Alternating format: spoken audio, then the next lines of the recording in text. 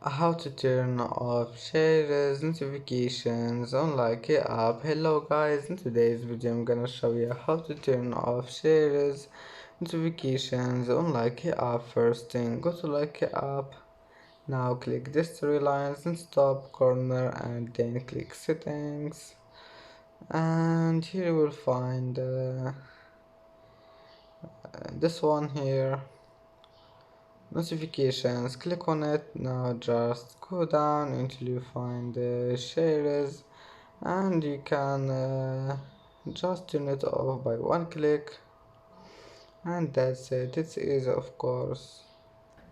And that's it for today's video. If you like this video, please don't forget like and don't forget subscribe, and thank you for watching this video until the end, and see you in the next video.